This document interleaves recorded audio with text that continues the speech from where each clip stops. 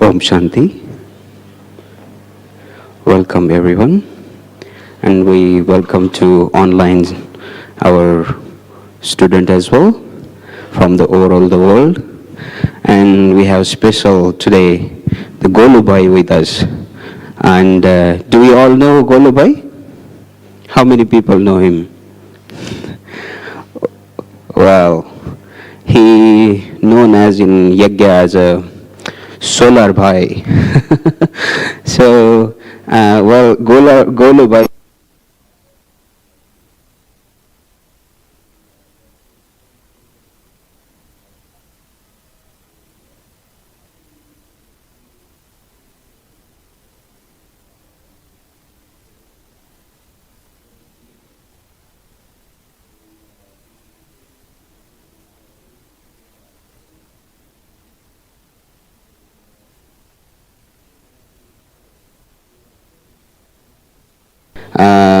With his lectures on meditation, environment and solutions and sustainable lifestyle. He is founder and director of India Care Trust in Germany, and that supports various medical and scientific projects in India. Brother Golo is also founding member for Brahma Kumari's Environment Initiative and represents BKs in various COP conferences in the world. Brother Golo has coordinated the successful completion of esteemed research project by Brahma Kumari's, which is India One Solar Thermal Power Plant in Shantivan campus. So it's our fortune today to have Golo Bhai, and as we know, there is a lot of anxiety in the world about the environment. So Golo Bhai will give us practical solutions and what he is doing by Brahma Kumaris in the world. So he is actually very special Baba's instrument to spread Baba's knowledge or with the logics behind in the world as a representative in the environment. Brother Golo Bhai, welcome.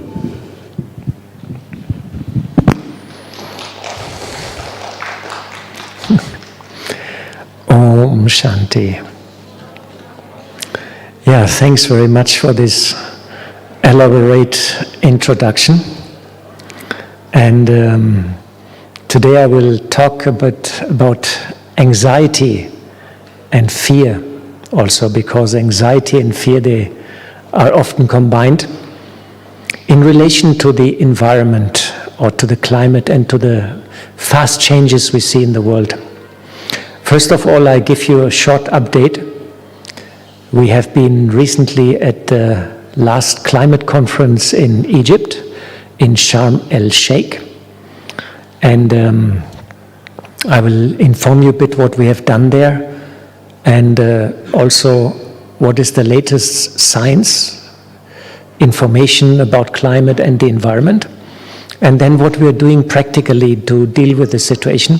Then I explain a bit about the anxiety and fear which is rising all over the world as a result of these fast changes, and people, they don't know how to deal with these changes and this situation. And in between we do some meditation and some reflection, and then I talk a bit about the solution which is coming by Brahma Kumaris, and maybe there will be also one or two questions And yeah, that's a bit what's in the pipeline for this talk. Let me talk first about the climate conference in Sharm el-Sheikh. On top you can see the big entrance gate at the conference, and Sharm el-Sheikh was a very funny location because it's a high-profile tourist resort. Normally only tourists come there, and it's totally isolated in the desert, and there are only 5-star and 4-star hotels. So it's a very funny place. And so there were no other people there because around us was all desert. And people come there because of swimming and snorkeling. So it's basically a tourist place, a little bit like Las Vegas. And so it was a bit funny. And there were 10,000 security people and 30,000 delegates and 100 head of governments. Many presidents and prime ministers came. And our Brahma Kumaris delegation below, you can see, we're about, there we have been about 15 BKs, and we were very lucky. We rented a big house, a big villa, and we had 2 people for kitchen, 2 people for transport, and so we had a jolly good life and a very good time at the climate conference. And normally Sister Jenti comes, but she was so busy here in India that Maureen then jumped in and was there then as the main person. Yeah, and the conference takes place for 2 weeks, and it's part of the United Nations UNFCCC, United Nations for Climate Change. It's one of the divisions of the United Nations, and we organized around 30 programs in the conference. We did exhibition, we had an exhibition stand, we did press conferences, we had talks, we had 2 receptions in our house where we invited all our contacts. And we're also very active in the interreligious dialogue there. You know, Brahma Kumaris is one of the founders of the interreligious dialogue at the UN conference. Sister Valerian is very active there. She resides near Geneva in Switzerland. And so Brahma Kumaris is one of the founders of this interreligious dialogue. And so we meet with the Catholics, the Protestants, the Buddhists, the Hindus, and all different religious groups. And we try to create a common statement from all the religious groups. And then we present this to the presidency of the conference. So we're very active, and you can see also there have been a lot of NGOs also, and demonstrations were strictly not allowed. The security was quite tough, I can say, and so it was not easy for the NGOs to raise their voices and raise their concerns, because climate change is accelerating, and many communities around the world are already suffering under climate change, practically suffering. And we have founded, so we have done almost 30 programs in the climate conference, talks, press conferences, and we met thousands of people which came to our stand, and we given them our brochures, our blessing cards, and shared also the good vibrations with them. So for the Brahmins, this is a very good way to meet with the outside world, and to meet also with scientists. You can imagine all the major scientific research institutes, NASA, all famous organizations, they're there. Greenpeace is there, all the major NGOs are there for climate protection, for animal protection. All governments are there, 180 governments are there. So, and most governments, they send at least environment minister or foreign minister, or President Biden was there, US President Macron, French President was there. So many presidents and prime ministers were there. It's a good chance to meet them. So Brahma Kumaris has created an environmental initiative, and you can see our webpage, echo.brahmakumars.org, and there you will find a lot of informations and input about climate change and a healthy green lifestyle also for the center. And our activities are quite broadly spread out. So first of all, we go to the United Nations Climate Conference and the Biodiversity Conference. But recently, so the Biodiversity Conference was in December in Montreal. This is usually a bit smaller. In this UN Biodiversity Conference, people talk a lot about the animals, the state of the trees, the nature, and insects, and this whole environment around us and what is going on. On climate conferences, more about climate change and all this. Both topics are interconnected. If climate changes, it affects also the biodiversity quite a lot. We are also now participating at the UN conference against desertification, and we are also registered with UNESCO, so we are participating at quite a lot of United Nations programs. And of course our UN headquarter is in New York, and we have also an office there. Sister Gayatri and Sister Julia are there, so they are coordinating from New York. And so we are quite active at this UN conference since about 10 years, and getting more and more active there somehow. And it's quite some action. You have to travel there, you have to prepare, you have to register yourself with the organization, time on the job. And this is in our case for the climate conference, and that is Sister Sonia in Copenhagen. She's our secretary, and she spends every day 1 or 2 hours on the computer. And before each climate conference, there are about 30, 40 Zoom conferences and talks with the team and with the local group also. At the local place where the conference takes place. In this Brahma Kumaris Environment Initiative, we have a lot of activities like a plastic-free yagya, plastic-free home. So we're trying to inspire the centers to reduce the usage of plastic, which is not always easy because Brahmins like to pack the tholis into plastic. I don't know why, but it seems they love it. So in London, in Global House, that is a plastic-free zone. So they don't do it. That's the good news. And we're working here in India also to get it a bit more plastic-free, because plastic is pretty bad, as you know. It doesn't decompose. We've also a project called Yogis for Future, where we offer meditation to people, just 150 meditation commentaries.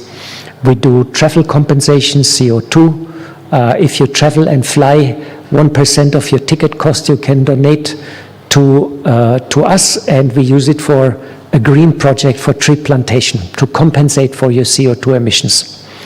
We have also a big tree plantation project. It's called Kalptaru. I'll explain a little bit later. It's very big. We also have guidelines for centers, how they become green, how they can do waste management, and so on and so on. So a lot of guidelines and input is there, and also a lot of resources which you can download, workshops on the environment, the Green Angel Project, and so on and so on.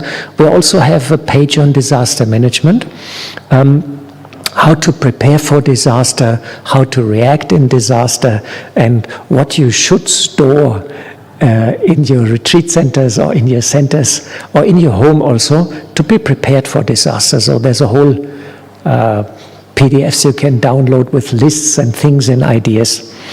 We also give advice on the use of renewable energies, and we have a regular newsletter, and at the moment 800 centers and individuals in foreign lands are connected to this newsletter. So if you like to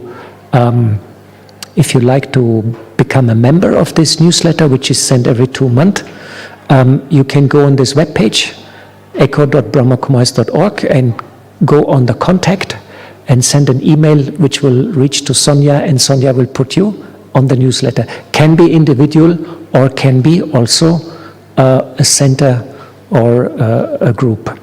We also promote the 10 ways to change the world. Be loving, be compassionate, feed yourself, strengthen your heart, feed you. So all these good ideas we have in the 10 ways, and we have a big poster, and we give that out also as a gift, and people like it very much because it's like the 10 commandments, we can say.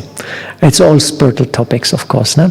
And we inspire people also to become a change maker and a bridge builder and a caretaker and so on. So we're trying to motivate people, and the whole idea behind this is that there is a new paradigm.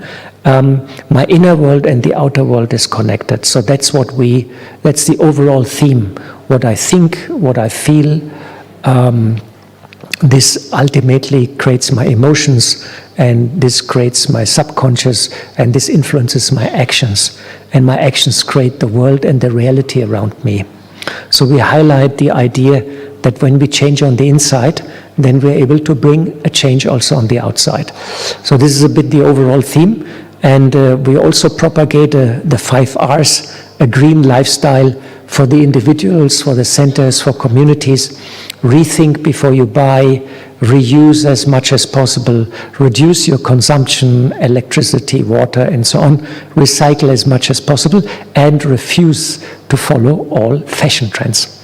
Well, most BKs, I think, they don't follow much of a fashion trend nowadays, you know, because white is our dress, so there's not that much you can do with the fashion trend, just maybe with a little colorful cap, you can do something.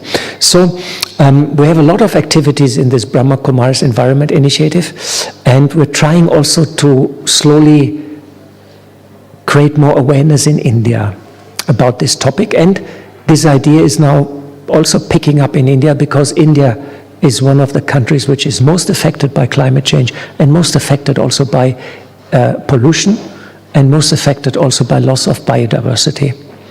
Because India is so old, and there's such an immense pressure of the population on the land. So it's so many generations. So India is so old and used, you know, that we can feel this degeneration of the biosphere in so many places. And Mount Abu is a wonderful place in India because it's clean and proper and green. We still have a nice green cover here, and you have to search for these places now in India to find such clean and proper places, so we're very lucky to be here. Yeah, some ideas about the projects we are doing, which we are promoting. One is yogic farming. You might have heard our farm in Shantivan is running on yogic farming, where you give drishti to the seeds and drishti to the fields. And here you can see some of the results. As a yogic farming result, you can see our carrots, and left side you can see the sister which is harvesting the carrots. And so the small carrots are done chemical without anything. Then in the middle, the big carrots, they're done with yogic drishti. It means good intention. You are a very good carrot. I love you. You will grow very nicely, and you don't need any fertilizer, and no bug will come and eat you. This is the intention for the yogic. And on the one side, you see the organic, which without intention, without meditation. And you see the yogic carrots are the biggest one, and people say they also taste the best. It's quite interesting. And here you can see a comparison of wheat without meditation and with meditation. And you all can see the big difference there. No? You can see? Yeah, you can see the big difference of the wheat, which is with meditation, means every morning and every evening, 5 to 10 minutes you give drishti, and you give intention to that, and then the wheat grows better. And this project is done by the farmers, by the agriculture wing.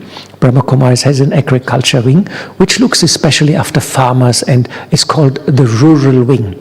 It looks after the farmers, after the agriculture, and Brother Raju is coordinating, and Brother Suman, they are coordinating here in Madhuban.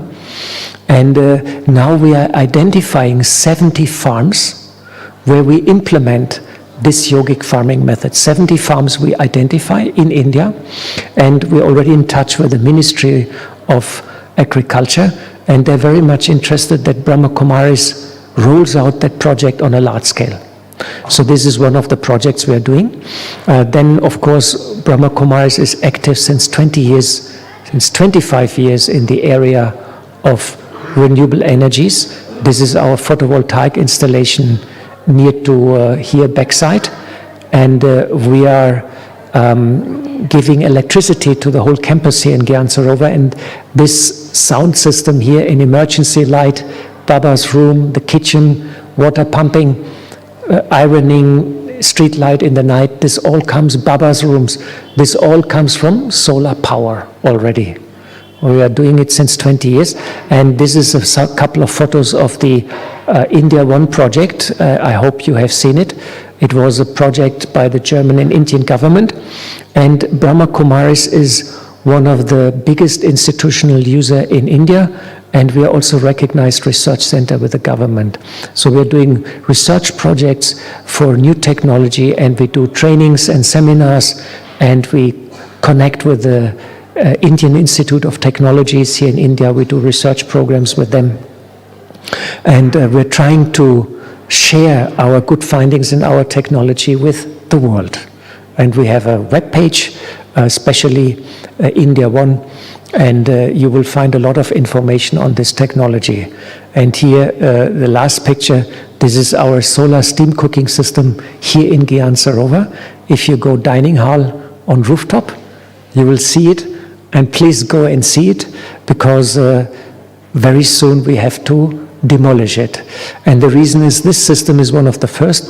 It was built 1997, and it is now 1997 and now 22, 23. It's now 25 years old. And, you know, we painted it all the time and maintain it, you know, and one brother Suresh is looking after it. And we generate steam every day, and we send the steam down into the kitchen. And so some month ago we got some leakage in one pipe, so we opened it and we tried to weld it, but when we tried to weld it, the hole became bigger. And then we did a thorough inspection of the whole steam cooking system, and we found that all the pipes are totally corroded, the structure is totally corroded, everything is gone, you know, it's just working, but it's just old. 25 years old, you know, and the weather here is quite tough. So we decided that we cannot repair it anymore. We have to scrap it. So we just took last week sanction from Dr. Nirmala for a new system, and it will be completely new technology. It will be much, much more powerful. This one is about 50 kilowatt. The new one will about 600 kilowatt, much more powerful. It will be a combination of photovoltaic and dishes, and will be computerized and controls and all this. And so our whole team, we gathered, and we involved also some top engineers from India, some BKs who are in the field, and we are just working now on the final design, and it's quite complicated. And I was thinking that I can forget, after doing India One project, I thought I can forget about all this kilowatt hours and thermal fluids and tracking systems and solar radiation and efficiency and all these calculations and spreadsheets and Excel sheets and hundreds of emails. And this project again, it's all starting again, and the intellect has to go deep in technology, in engineering, in building, in construction, in plans, in blueprints, and it will take a couple of months. So have a look, because this is our old Mahavir, our old grandfather of solar systems, and next year it will be gone. No? So have a look and say hello to Brother Suresh, who's still maintaining it. We still run it, but on the last leg. So we do a lot of projects and in the field of renewable energies, and we're quite active still. And more than 500 centers in India, they're using solar, and all the time I was now in South India and giving advice for our retreat places, and everywhere now, all the centers in India, they go solar. Yeah, then some information about project called Yogis for Future. This is 150 meditation commentaries in English, 2 to 8 minutes long, and they are on our webpage, mobile app, Facebook, Twitter, and Instagram. And what we're doing is We give very neutral meditation commentaries on 10 different topics for the environment, meditation for peaceful relation, meditation for inner resilience and strength, meditation for purity, meditation to become an angel, different meditation. And we just put it online, and people just can click in the morning and listen 8 minutes to a peaceful meditation. Because we found that the Brahma Kumaris meditation commentaries are scattered over different web pages. So we found a catchy slogan, Yogis for Future, and everything is under that umbrella now. And you can look there, and we try also to go in other languages now and collect, trying to go in Hindi is the next project, collect meditation commentaries in Hindi, and then make a Hindi section, but we also would like to do a Spanish section, and so on. Then we also have created Brahma Kumaris tree plantation campaign. It's called Kalptaru, and on the bottom you can see the web page where you can connect. It's also available as a mobile app. And already we planted millions of trees in India, but also abroad. And you can plant a tree, and then you can notify it on the app that I planted the tree, I'm a good person, and that you also maintain the tree. You know, trees are one of the most powerful methods to deal with the climate change, and trees are always a sign of hope and a sign of the future also, you know. And we planted here in Gyan Sarovar so many trees, and they all come up, you know, and I see them growing, which is very beautiful. I just yesterday saw some old photos where it actually looked quite depressive here. When we came here first, it was all brown and no trees, and you know, everybody was cutting and chopping off the trees, and now it's quite green here, you know. So now I've shown you a bit what we do practically, but the big question is this enough?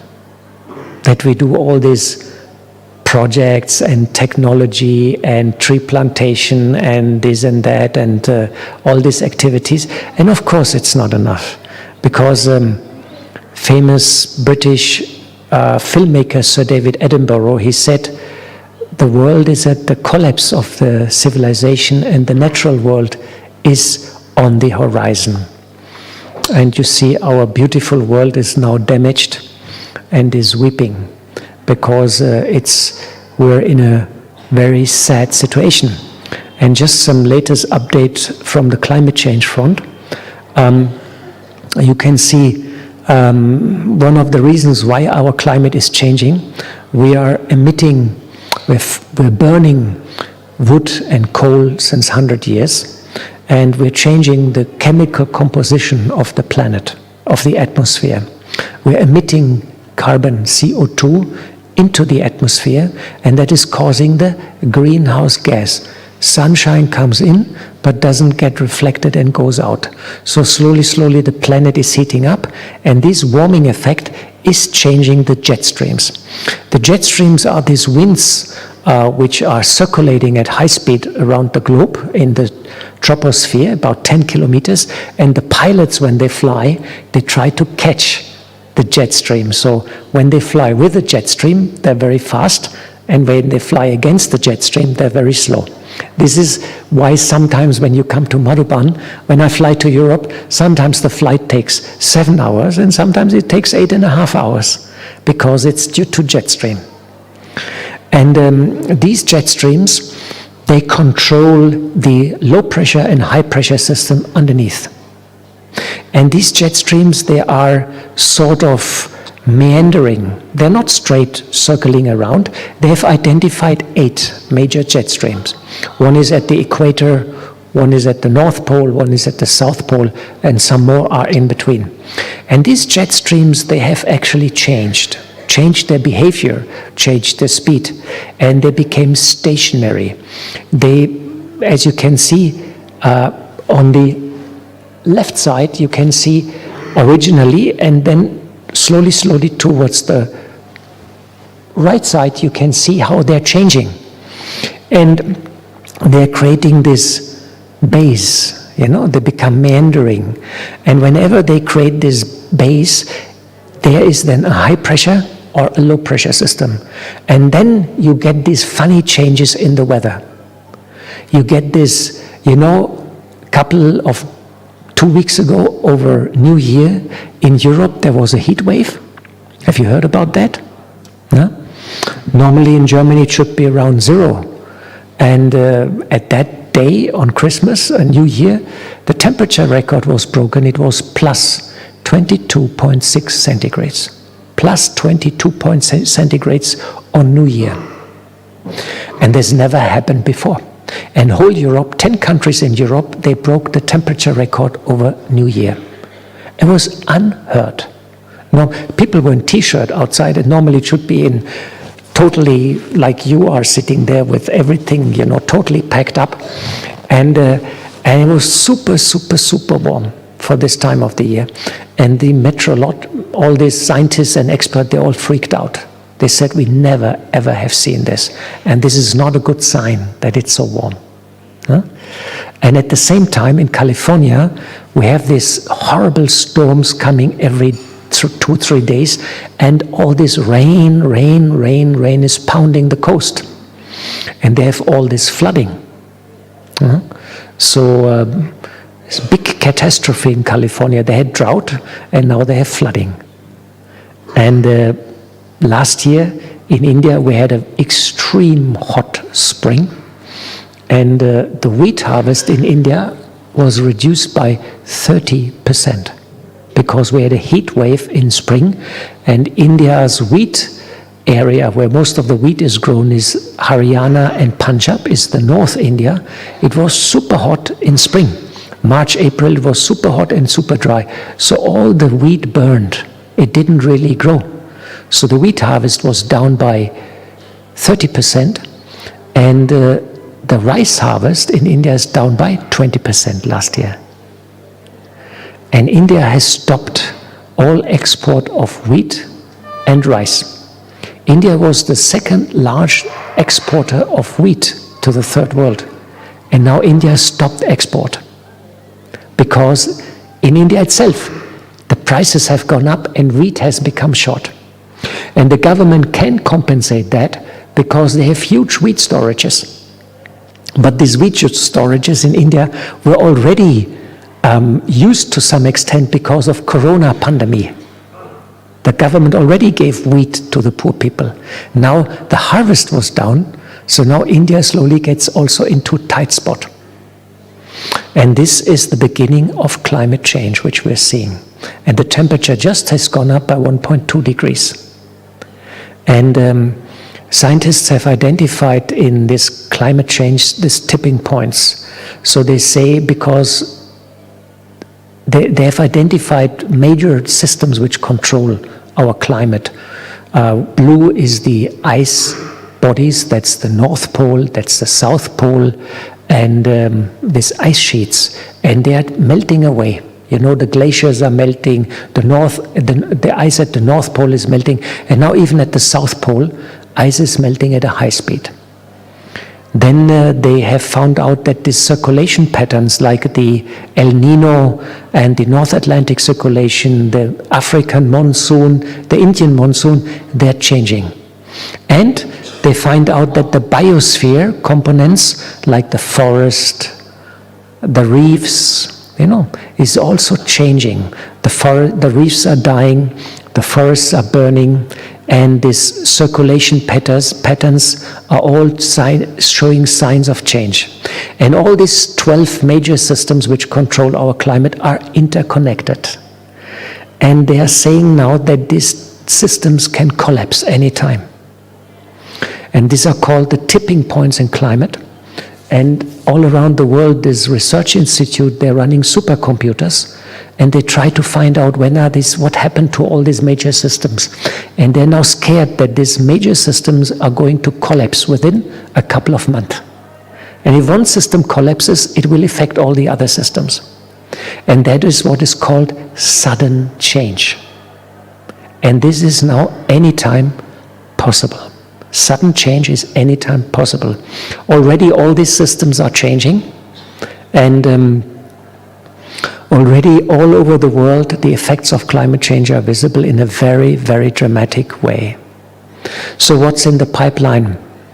Well, more droughts, more flooding, more forest fires, seawater level rise, all major cities which are built at the coast, Melbourne, New York, London, Bombay, Calcutta, Chennai, all coastal cities are in danger. I was just now in Chennai, and 5-6 meters above sea level only, the whole city, and already heavy flooding some years ago. And Bombay gets every year now heavy flooding because it's very low. So we have all these problems, and in Germany this picture is the rivers are low. Last summer the rivers are low, so they had problems running the power stations because they need water for cooling. So one problem causes another problem, and suddenly electricity problem, suddenly food problem, suddenly flooding problems, so this, that, this, that. This is all going to happen. So what we see is that the earth dies. And this is very tough.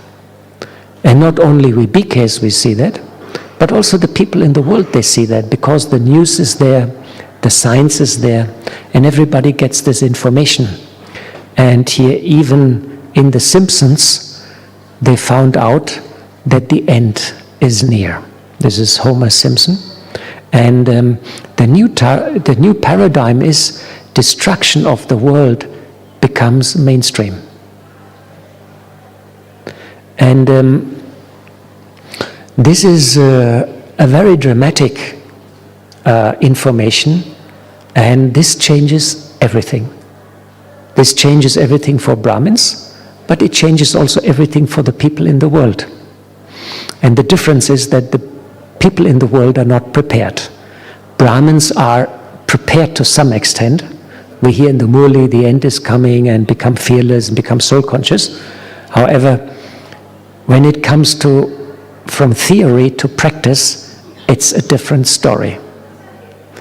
If you ask who is fearless of death, anybody's fearless of death? Hands up. 1, 2, 3, 4, 5, okay. Some hands going up, some hands maybe. You know, I was just now in South India, and the brother, I gave a little talk and I explained what's going on.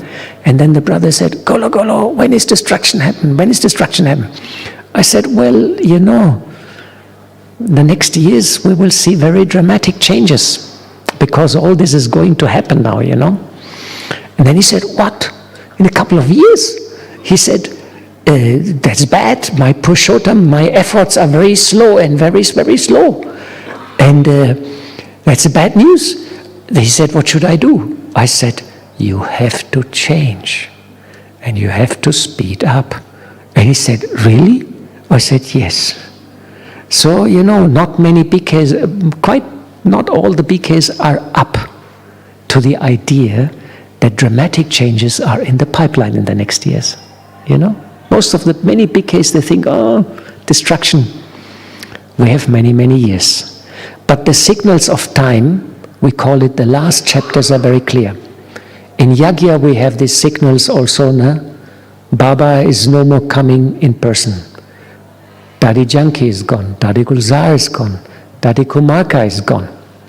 I get a bit sentimental when I see this Murlis, you know, on the video, and you see the Baba program and the Dadis are there and all this, and you see so many faces which have gone. So that is one signal. Baba has told us, when he has told us everything, he will stop coming. So that's happening now, no? Another signal is that all the Dadis are leaving us. And the Dadis and seniors, they are all for the sustenance of the institution. Now is the time of the yogis coming. Yogis is for transformation. So the signs in the yagya are all there of change. And Baba gives the messages also. And in Pandapavan, the last message on 18 was, Baba says the advance party is ready. They ask Baba, when are the children ready? He says nature is ready. Destruction vinash in Hindi is ready by nature. War is ready. Baba is ready. are the children ready? It's the big question. So if somebody asks me, Golo, are you ready? I will say, I say, you see, I'm just building this new solar cooker. It's a fantastic project. We do latest technology and we do very nice engineering and it's beautiful. And we will cook by sun for all Baba's children. So, you know, if destruction is tomorrow, is not so practical because we will need a couple of months to complete that project. So Baba, give me 1 year. Then we can complete that project and we can run it for some time. So after 1 year, you come again and we can negotiate for destruction. So if I ask you, are you ready? You will say, you see, I just have to go home and some work in the center and I have to get rid of one certain sanskara and I just gave Baba some promise for the next 6 months I will do special tapasya. So for the next couple of weeks and month is not very good if destruction will happen. So Baba says the time is with the children, but the children are postponing because in our mind we are not yet ready. We still have a little bit of fear of death because it would mean the end also for our efforts. So in the world, we can see a planetary crisis. We see the war, the restriction of movement, climate change, loss of biodiversity, health issues everywhere. So many people die, so many things are going on. Corona crisis. We see economic breakdown. Cost of living crisis. Prices have gone up everywhere. It's quite amazing how the prices have gone up, because energy prices are going up. We have a food crisis already. Since 2 years, the world food production is sinking. We can manage because we use the stocks, but very, very soon you will see also shortage of certain foods. And we have fuel and electricity shortage. More and more this will become an issue in the future. So in the world all these crises is coming together, and I have a very nice cartoon here, and you can see, so the small wave is the the small tsunami is the COVID-19. Behind the COVID-19 comes a bigger wave that is called the big recession, global recession, economic breakdown. Then behind that comes the climate change, and behind that comes the biodiversity collapse. Imagine in Germany they counted the insects, and they found out that more than 65% of the insects have disappeared. And these are the bees and the insect, they are responsible for pollination. So if the bees disappear, we have no more fruit trees. Can you imagine? So the insects are extremely important for our life, for nature. In Germany, in Europe, 60-70% already disappeared. When I came to Mount Abu first, after rainy season, we had a lamp outside. It was black with insects after the rainy season. They all came to the light in the evening. Now, no more. Very few insects you see in Mount Abu. And I asked one lady, she's in biodiversity in India, and she says it's already very bad. One of the reasons is the use of pesticides. That's one of the use. And you can see in the city, in the left, they say, I cannot read it, it's so small. They say, be sure to wash your hands and all will be well. You see, so they're in the little village, they're sitting, and the mother says to the kids, be sure to wash your hands and all will be well. And these big tsunamis are coming. And you know, in the ocean, there is one phenomenon, it's called monster waves. And the captains and the people who are traveling the sea, sometimes ships were disappearing. And some of the people said, there are monster waves on the ocean, and they just swallow the ship. And science said, this is all fairy tale. That's not really existing. And then they found out, then they had an oil platform and in the Northern Sea, and the oil platform was measuring the waves. And then one day they got a wave of 26 meters measured on record. And from that moment onwards, they took the monster wave serious. And they said, wow, they are really there. 30-meter waves in the ocean, in the open water, not near to the shore. And these ships are dangerous, these waves are dangerous for ships, because ships are built for normal waves up to 10, maximum 10, 12 meters. But 30-meter wave can kill big ships also. So they did some research and they find out when these monster waves are happening, there are smaller waves coming from here, smaller wave coming from there, and a smaller wave coming from here, and then some wind is there, and something like this is there, and then they all accumulate. They all come together, and suddenly you have a confluence and you get monster waves. And that's what the world is facing. And that's what's creating this problem, this mental disturbance in the people, which is called also climate anxiety. Of course, there is a lot of denial in the world about that. You see, a lot of denial, because denial and fear are combined. People are denying that this is going to happen, and because it means a loss of control. And one of the promises of modern civilization is that we can control nature, and we can control the future. And this is no more happening now. And now also the rich and the elite is waking up. And right now, you see back this photo, they're playing golf. And behind is a monster forest fire. You know, this is a very nice picture which shows the ignorance, how we have treated for a long time this problem. Because the first reports, serious reports, were 1972. With the Club of Rome. It's called The Limit of Growth. And they were prophesying exactly what's happening now. 1972. And at the moment there's the big meeting in Davos, you might have heard, Davos in Switzerland, where all the business people, presidents, prime ministers, they meet. And for the first time, the founder and managing director of this meeting, he gave a speech and he says, there is a mindset of crisis and a mindset of doom. Also about the world leaders, about the economic elite, and about the scientific community also. He says, we have to get rid of this crisis mindset. But that will be very, very difficult, because we are dealing with a dying world.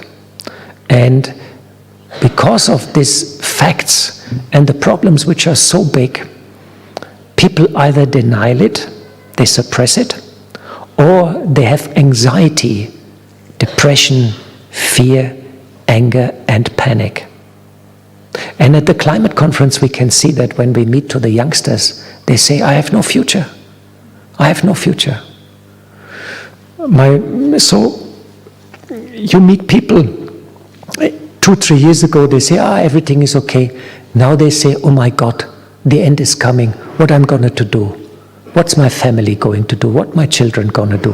What's my house going to do? My possession? What's my future going to do? There was always like a deal. Even if I die, my family and my children will continue. That was a deal. Even if I die, my family will continue, and I can inherit my wealth to them. Now all this is suddenly falling in a big black hole called the end of the world. And if you Google this, you will get hundreds of hits. And since 2007, so many studies have been done on this topic. And the last year, the Google hit list, eco-anxiety has increased by 580%. So if you Google nowadays eco-anxiety, or another word is ecological anxiety or eco-distress or climate anxiety, you will find lots and lots and lots of information. And it's, as per Wikipedia, I copied that from Wikipedia, it's called a chronic fear of environmental doom. Another definition is the generalized sense that the ecological foundation of existence are in the process of collapse. The foundation of our existence are in the process of collapse. And many of this disruption is a result from climate change, but some are caused directly by human activity. For example, it's deforestation, driving too much with cars, flying too much around, and so on and so on. And they found this out already 10 years ago, that more and more people show this, but the last 2-3 years since COVID, everything has accelerated. And my brother is a general practitioner, and he says so many people come now and they are depressed and they have fear of the future also. So it becomes like a big issue now for everybody, for youngsters, young families, everybody who wants to look into the future and do something creative. Because the future is no more there. We cannot control it, we cannot plan it, and this is a loss of abilities and is affecting everybody in a big way. Even for the BKs it's there, you know. So far this diagnosis is not a medical one. It's more regarded as a rational response to the reality of climate change. However, there are serious cases where this impacts your mental health. So there are people who are already at the edge, and then this climate anxiety comes and they fall on the other side. They get depression, they get anxiety, psychosis, and just as a disclaimer, if anybody comes to you who is really distressed about these things, who is depressed about these things, when you see that it is really serious, you shall give this person also the advice to seek professional medical advice. This has quite a practical background. We have practical experience that it's very important to seek professional advice. Because sometimes people are already very edgy, and then this climate thing comes, and then, you know, that's the tipping stone for them, and then they really need help. And we as BKs, we cannot give that. So this is all about this eco-anxiety, which is growing now all over the world. So in future, just be aware, we will be dealing more and more with people with fear, anxiety, depression, anger, and panic. Just imagine, people will freak out, you know, because the end of the world is coming. I hope you will not freak out. Huh? We will be all calm and peaceful. So, the big question is, are we ready as BKs? And Baba's message, I always remember that through Dadi Gulzar, on the NC meeting, and Nivabai came from Bombay and said, Baba gave the message. Dadi went in trance, 2018. Baba says, settle and finish all conflicts, keep food for 6 months to 1 year, make Amrit Vela powerful. This was Baba's message 4 years ago. And the signals in Yakya are plenty. No? You feel also signals are there? You feel something? You also feel it, no? You see, when I came in Gyan, there was one brother, old brother, and that was 84. So the brother said, Golo, 3 years distraction. I said, yes, very good. I will do meditation, and then there will be distraction. Will come angel, and the golden age will come. So 84, 85, 86, 87. I went to the brother and said, what's going on? Where's the distraction now? He said, just 1 more year. 1 more year, he said. I said, okay, 1 more year. That was in the 80s. Now is 2023. I'm 62 years old, and I would never, ever have thought that I even get 50 when I came in Gyan. We all thought within 5-10 years, that's it. Then came the year 2000.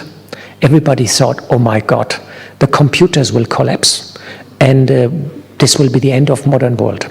And we bought generators, we updated our computers, we bought food and whatnot. Then the year 2000 happened, and actually nothing happened. Nothing happened at all. Nothing. It was quite dissatisfying, because nothing happened. And we invested so much money, we bought water bottles and so many things. Then the Mayan calendar came, 2012, you remember? The Mayan calendar, 2012, this is the end, And we Brahmins, we prepared everything and then nothing, But let me tell you, now things are definitely different. We have also since 1 year a very nasty war, a very nasty conflict going on. In the heart of Europe, in the eastern part of Europe. And many say this is the beginning of the Third World War. And I remember when you go in History Hall, there is this, right side is this picture of the Kalpa tree. And you see this, on top of the Kalpa tree, there's a Russian missile and an American missile, and on top sitting two guys of the missiles with the Russian and the American flag, and they hit each other, like war. And when I saw this picture 40 years, I thought, nah, it's peace. This will never going to happen. This is not properly painted. Now I know this is absolutely accurately painted, because we're heading for a full-fledged conflict between Russia and America. Third World War. So many people believe this is the beginning of the Third World War. So we have all the ingredients there. So the signs are there. So, how can we deal now with the situation? Let's come to the remedy. First is we have to come to terms what's going to happen. So visualize such a time. Empty your mind, forget whatever I said, and visualize a time of chaos. How does it feel? Such a time, no? Pretty wild. People are rattling at the door, wind is shaking the house, tremors in the earth, electricity is not working, It will be upheaval in all four corners. So let us visualize for a moment your stage and what is important. Shiv पिता को अब याद करो, मुक्ति धाम तुम्हें जाना है। अपने सुकर्मों के बल पर ही सतयुग में तुमको आना है। शिव पिता को अब याद करो।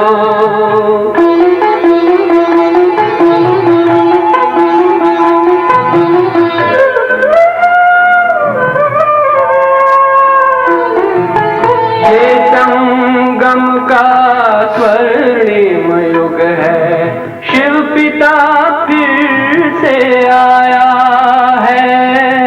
ब्रह्मामुख से शिव बाबा ने वही गीता ज्ञान सुनाया है। कलयुग का अंत अब आया है, विकराल विनाश खड़ा आगे।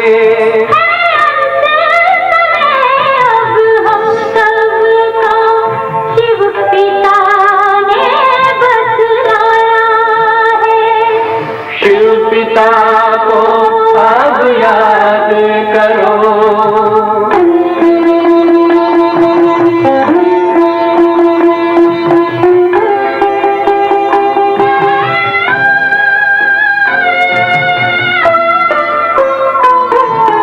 पांडव शिव शक्ति सेना की रणभेरी अब फिर बजती है।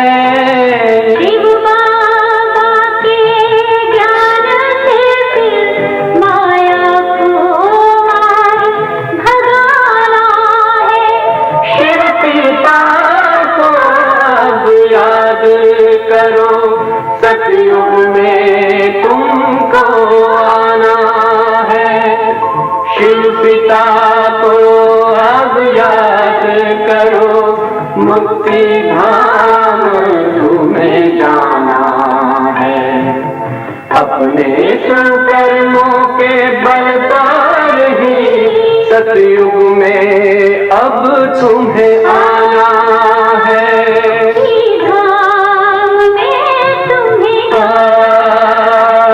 सतयुग में अब तुम्हें आना है।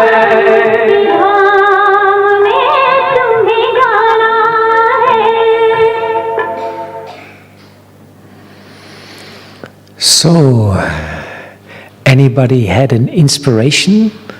What is important at that time? Yes? Say? Anybody would like to share something? What is your stage and what is important at that time? No? Anybody? No inspiration? There's a microphone, you can just lift your finger if you say something. Come on, say something, share. Yes, one sister there. Om Shanti. Om It's yoga power is going to be the most important thing. Yes, yoga power, and that what will give the yoga? What will the yoga power The connection to Baba. Connection with Baba. And what will the yoga power do with you?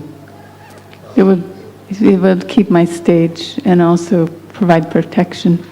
Protection. And okay. also be able to radiate peace and power.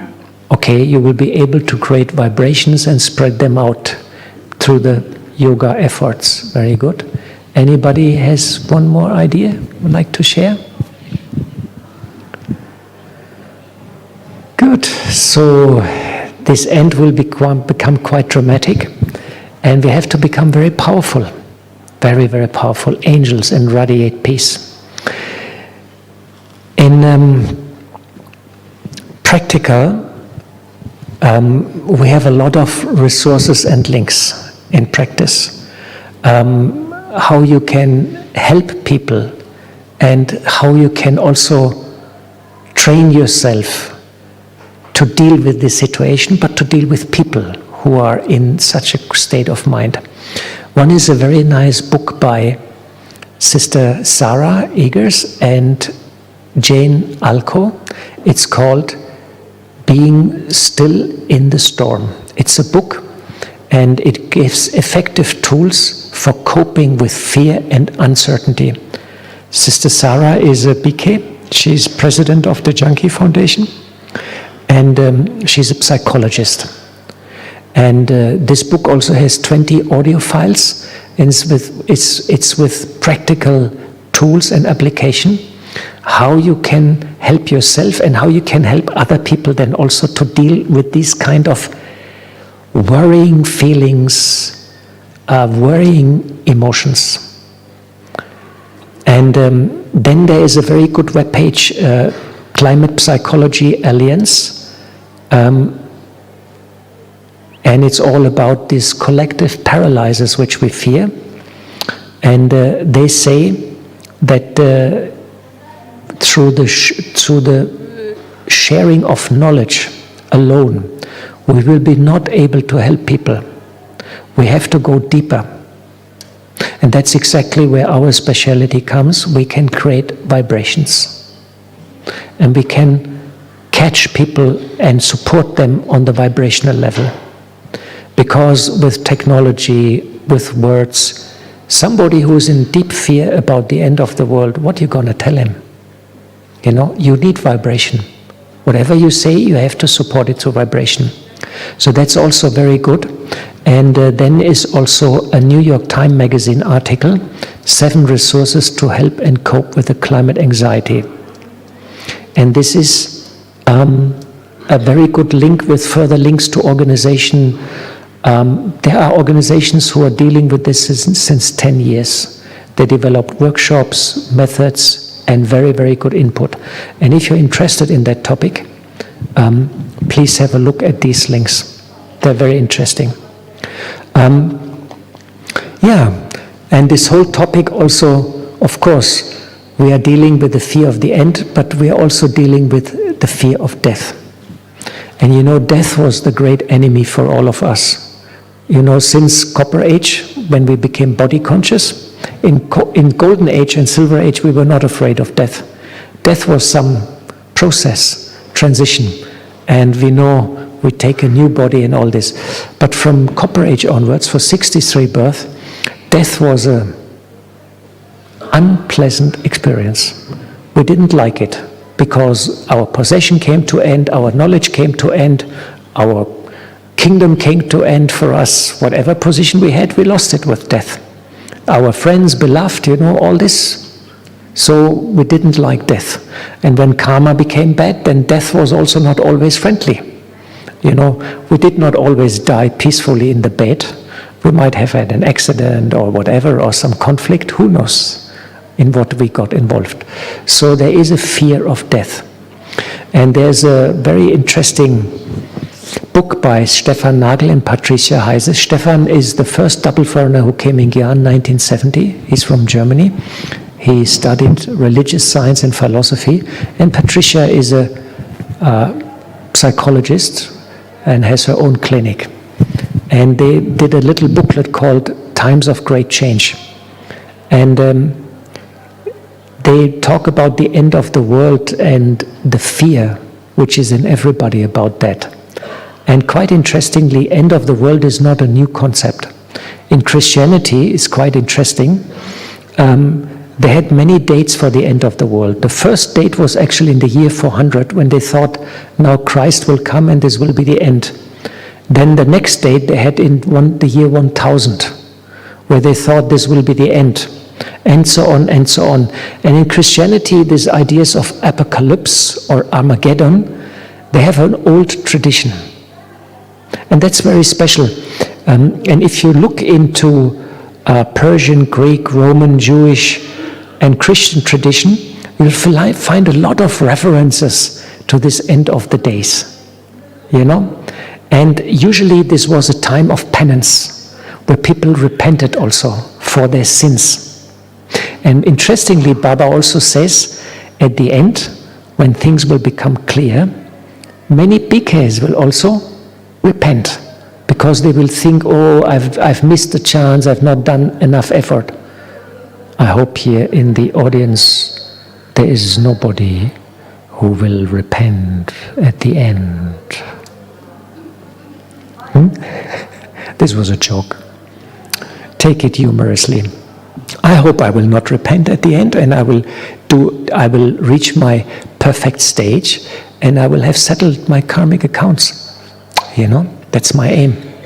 So, interestingly, you will find that a lot in the Christian tradition. But if you go, and interestingly, apocalypse means revelation. The word apocalypse is Greek and means revelation, and Armageddon means the final battle. So quite interesting meanings of these words. And interestingly, cultures with a cyclic worldview, they fare much better with this whole concept of fear and anxiety. In India, for example, they believe, okay, there's Kali Yuga now, but in India they believe Kali Yuga will last another 40,000 years. And then they will say, okay, if I die, I will settle my karma, and then I will be reborn, and I will have a good birth. And if I've done some good action, I will not be reborn as an ant. Because in India, most of the people believe you can also be reborn as an animal if you have bad karma. So that's why in India everybody tries to do good karma, and that's why this concept of fear and the end of the world does not have that dramatic effects. You know? It's quite interesting that all these cultures with a cyclic world, Hinduism, Buddhism, and so on, and most of the tribal traditions, they fare much better. So this whole idea of apocalypse and end of the world is a Western concept, but which has spread all over the world. Yeah? So, And now the big question is, what is our task and our duty in such times? So first of all, we personally have to overcome fear of death, because it's sitting quite deep. And C.C. Jung, a famous psychologist, he says, whatever you suppress, whatever you deny, it goes in the subconscious. And there will be a moment it will surface again. That's very what Baba says, no? Old sanskaras, they're sitting very deep inside in the subconscious, and they will come up. And Baba said now is a very crucial time, because now is the end, the last chapter, and all the old stuff will come up. Baba says all the old stuff will come up, and you will have to deal with it and transform it. So that's quite interesting. So we have to overcome fear of death. So we have to look in ourselves, because I cannot help people as long as I myself I'm scared. It's not working. You have to become fearless of death, sudden change, financial bankruptcy. Nobody comes to your center. You have an accident, whatever. The dentist has to pull a teeth, but he cannot inject you a painkiller because he's running out of painkillers, whatever. You have to become fearless. It's quite a big thing, because we have to transform our instincts, human instincts, and we have to become what Baba calls soul conscious. And therefore tapasya is required, deep meditation. You have to go into tapasya, and you have to extend the time of your meditation to become fearless and become soul conscious. It is the key to become free and become a detached and loving observer of this transformation, which is now accelerating and will take very fearsome scenes. Sister Denise has written a book. It's called The Visions of the Future. Some of you might have read it.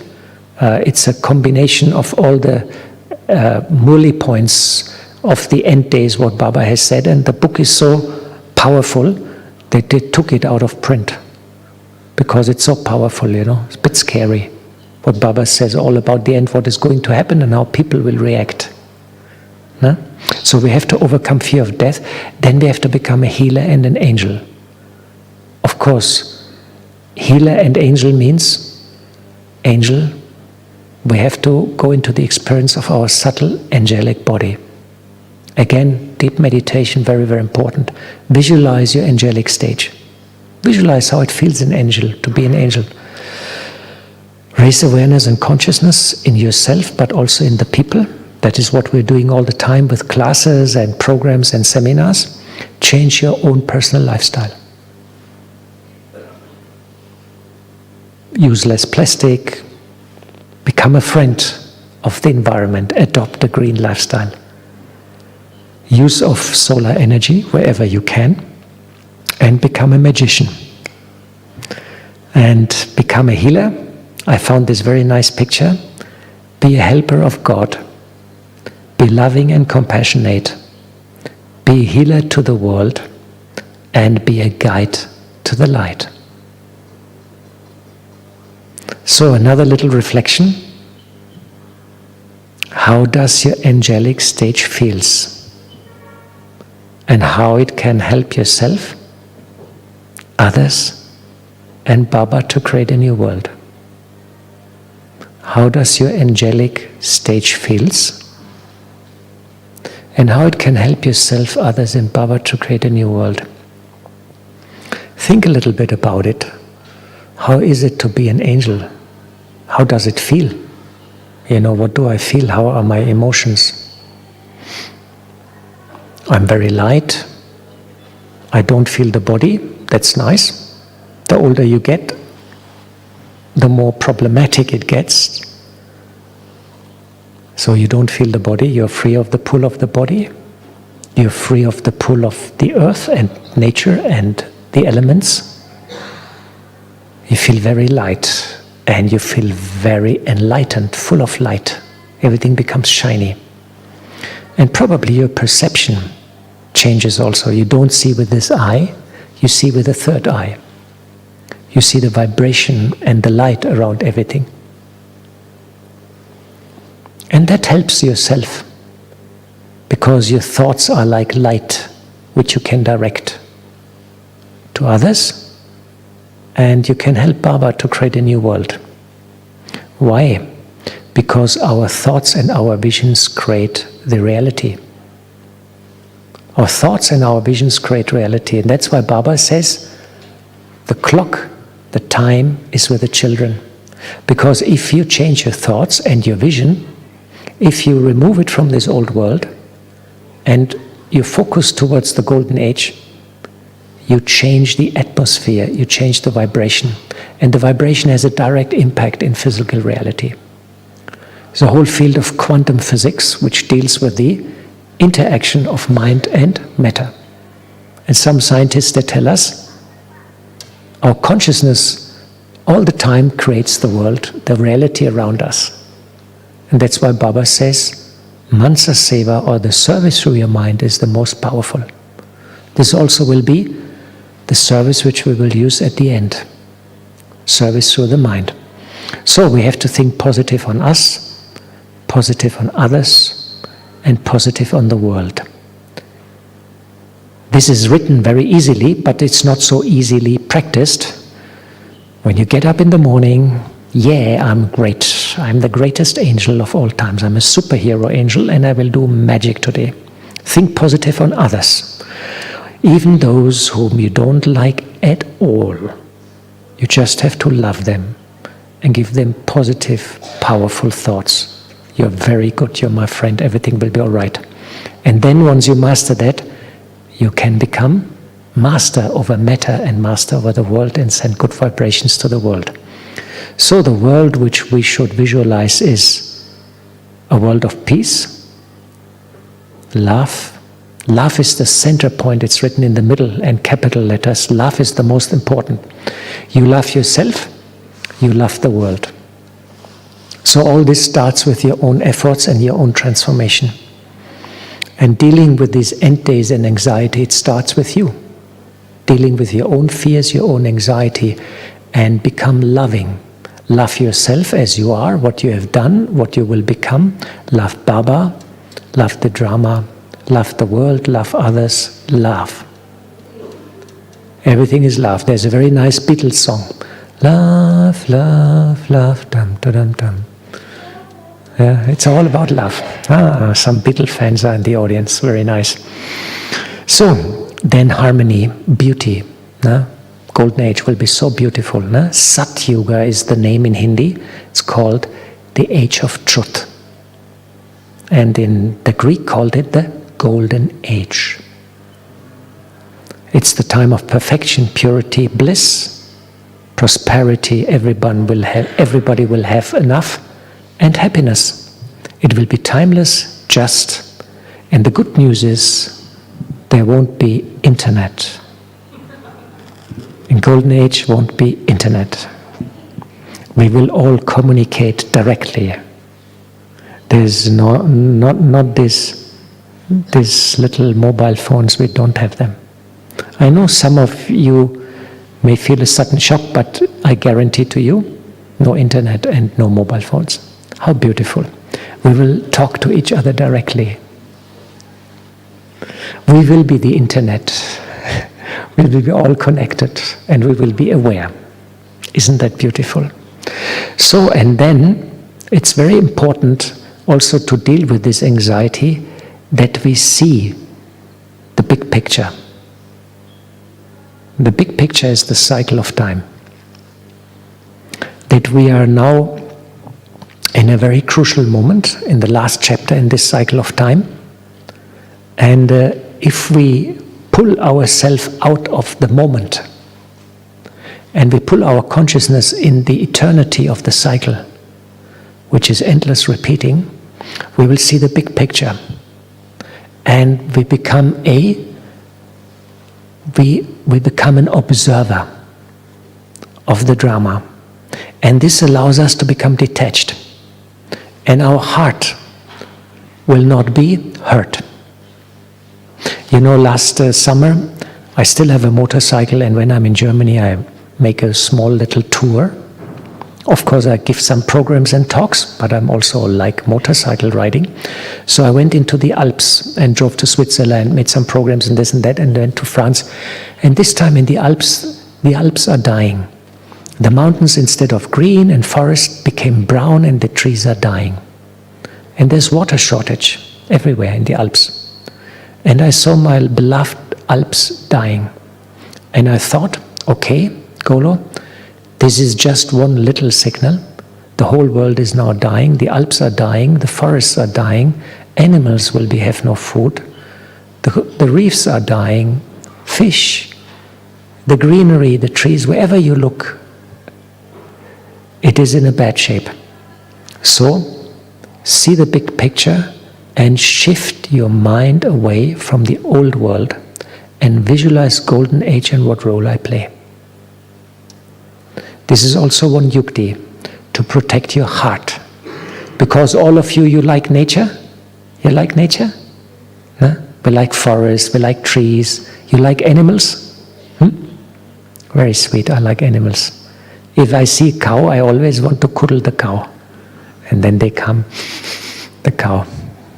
They're very sweet. And if you have a chapati in India, you are the king. They definitely will come and munch it in one. So I love animals, but we have to detach what we love. This is not easy, quite some challenge. So I come to the end of this session, and do you have any question? Anybody has a question? Okay, we don't have a question, which is good because we have only 5 minutes. And so I hope you got a bit an idea what is going on in the world right now in terms of UN service, what is the climate doing, what is nature doing, and that we are in the last chapter, also of the Yagya. So many signals, and people are reacting to it. Brahmins are reacting, but also the people in the world are reacting. There's a lot of fear, depression, anxiety, and chaos, and it will increase. We're just seeing the beginning of that, and we all understand we have to become strong. We have to become angels, loving and detached. And the key is tapasya. Increase your meditation time and make positive visualizations. I'm a deity in golden age.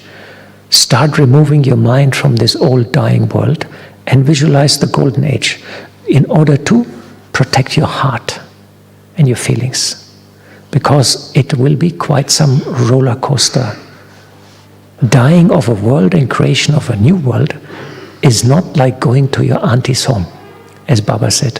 It's quite something. But Baba also gave us a promise. The children who stay with me, I will protect them, and they will be very close to me, and they will become my helpers in the task of transformation.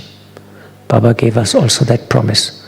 And he also gave us the promise we will get one chapati per day, even at the end. So everything is guaranteed for us. So we are on the safe side. But the first and biggest job is for all of us to start. Because when we start and we come to terms with the situation, with the transformation, with the destruction, we come to terms with death, and we overcome all fears, then we can become Baba's instrument to help the other people around the world. So I hope you're a bit inspired, you got a bit knowledge, and let us do some couple of minutes meditation. Can we have some little bit light and some nice song, some red light, and have a nice meditation to overcome death, to welcome destruction, to embrace golden age and become flying angels. So, I'm relaxing, little bit music and red light, la light, thank you. So, I'm relaxing my mind. I'm forgetting all what Golo has said about the end of the world. I am a being of light, and I am sitting in my forehead. I am a being of peace. I'm a being of happiness. And I'm connecting to Baba, the light, my mother and my father. This connection gives me an extra boost of energy. My heart becomes strong. My mind becomes fearless. I am an angel, a being of light. I am detached from my body. I'm detached from my center, my friends, my relatives, my job. I'm also detached of my weaknesses. I'm attached to my strength. I am in the combined form.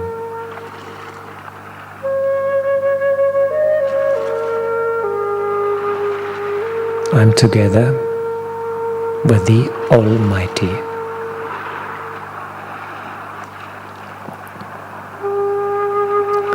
I'm focusing my attention now towards the world. I can see all the signs of destruction. I can see the fear and anxiety amongst the people, the chaos, the war, and the suffering of humans and animals.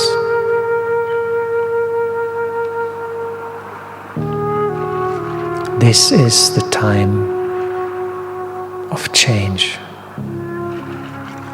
This is the time of settlement. I am with Baba. I'm full of love for myself and for all the others. I have compassion.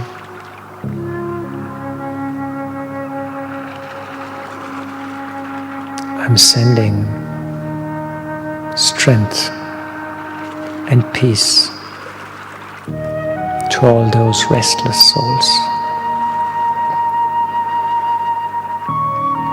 And I'm sending vibrations of purity to matter, to nature, because my vibrations create the future.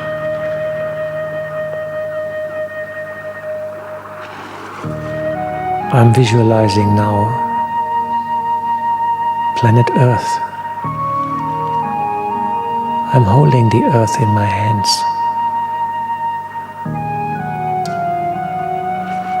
I'm give Drishti to this world.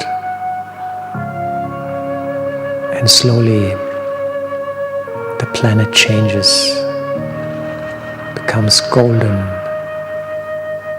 and shines with light. This is the new beginning, the end of the old and the beginning of the new. I visualize beautiful nature, myself with the deity body in total happiness and bliss. This is our future world. This is Sat Yuga, the age of truth.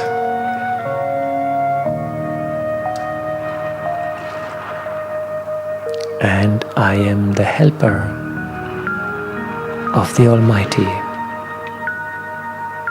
I'm protected by the Almighty.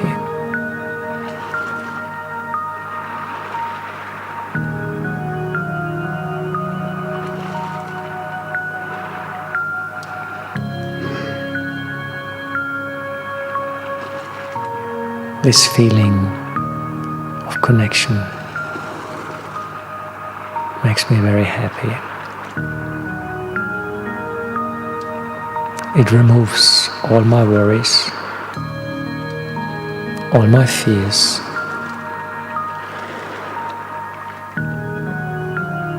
and I become strong.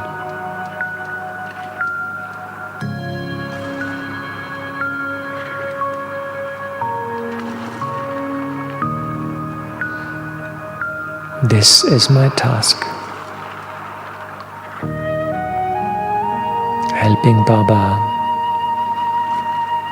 in the transformation of this world. Helping the other souls. And helping nature.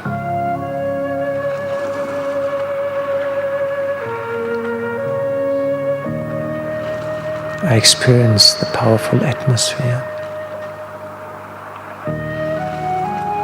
I'm holding this experience. I memorize this experience.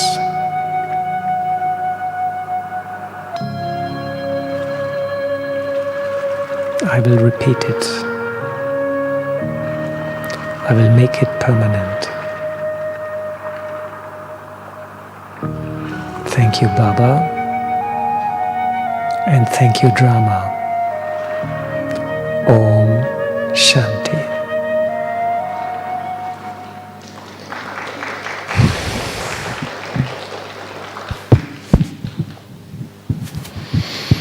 So if you're interested, go on our Echo Brahma Kumaris webpage. Oh, here. Ta-ta. There. You have all our web pages. No? And you can connect and find more information. Thank you. Thank you so much, Have a nice Golo day. bhai. That was a big and very vast information we got, as well as, what I got to know is so proud to feel how many things Golo bhai